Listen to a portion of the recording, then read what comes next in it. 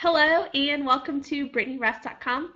I am Brittany, and I'm so glad that you've come to this website today. If you're watching this, you have an interest in knowing more about what the Bible says, and you're looking for something, perhaps you're looking for direction, encouragement, a challenge, maybe a specific topic. We are looking at 1 Samuel 16. We've been going through 1 Samuel for a couple months now, and we're at a point where Saul, who is the first king over Israel, is really starting to see the decline of his kingship. God has already told him that he will be taking that away from him and providing it to another person. And so really the journey starts now because David rises up. And we see this young man who is so well known in the Bible, and he is identified as the greatest king of Israel. So he's a very interesting character. He comes into the story at a younger age. When we come to 1 Samuel chapter 16, he is this young boy living in Bethlehem. And Bethlehem was a place that was kind of out of the way. It wasn't a place where the prophet Samuel normally traveled to. So what's happening is God has told Samuel, I have found the person that I want to be the next king of Israel, and I want you to go anoint him. And Samuel, he is afraid of what Saul will do to him. I mean, that's how far gone Saul is. He is literally at a place where he would kill the prophet Samuel if he knew that Samuel were taking steps to anoint another king.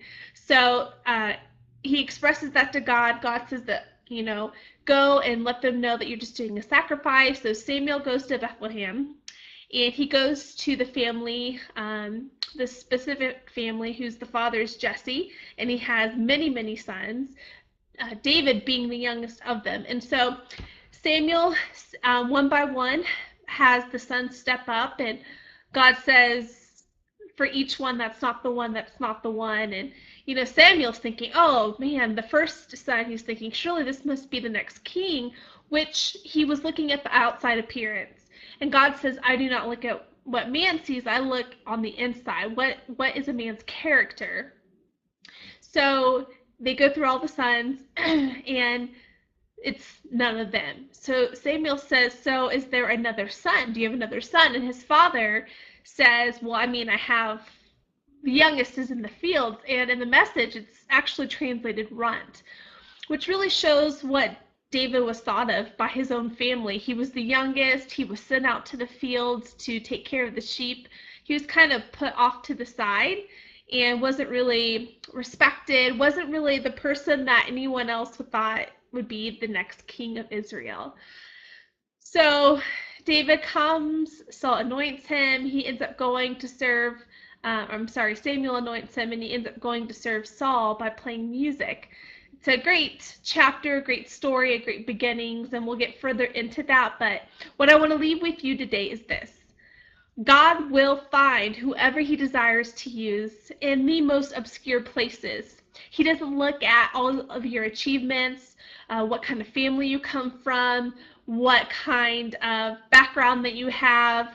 He doesn't look at the things that man looks at. God looks at the heart, and he's looking for a man and a woman with integrity and character, and most importantly, somebody who will follow him wholeheartedly. And God searched the whole world, and he found this young boy in the fields, in a place that nobody really thought much of, just taking care of some sheep. He found his next king there.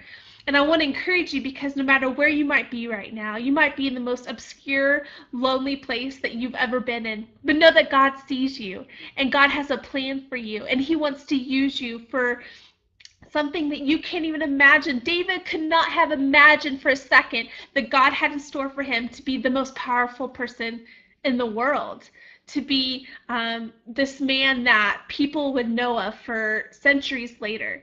And so there's so much more below, and I hope that you'll take the time to read the chapter, read what I've written below, and answer the question, and just let God speak to you. But just be encouraged that I know what it's like to be in the darkest and loneliest season. I have just been in that just within the last few years. But I want you to know that God brought me out of that, and he can bring you out of that, and he will.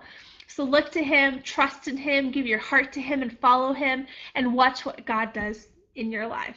All right, I'll see you next week.